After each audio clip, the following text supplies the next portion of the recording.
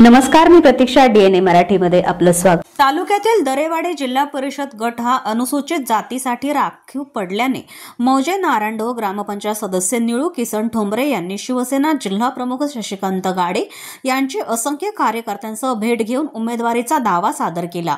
या भेटीत ठोंबरे यांनी आपल्या गटातील विकास कामे, ग्राम पातळीवरील जनसंपर्क आणि सामाजिक बांधिलकी याबाबत सविस्तर माहिती दिली.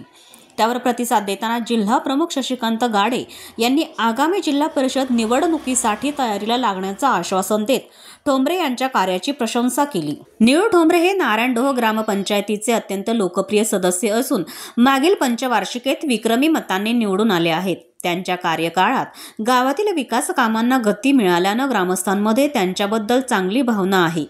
संपूर्ण नारायणडोह ग्रामस्थ ठोंबरे यांच्या पाठीशी उभे असल्याचंही या भेटीत स्पष्टपणे दिसून आलं. या प्रसंगी अनेक शिवसैनिक व ग्रामस्थ उपस्थित होते.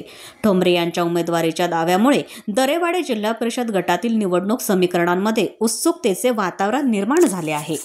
मी निळू किसन ठोंबरे ग्रामपंचायत सदस्य आहे आणि मी गाडे सरांकडे उमेदवारी मागण्यासाठी आलेलो आहे. तरी गाडे सरांना सांगितलं की समोरचे माझ्या विरोधातले किरण गांगडे यांच्यापेक्षा जास्त मतांनी मी निवडून आलेलो आहे. 350 आणि यांना 100.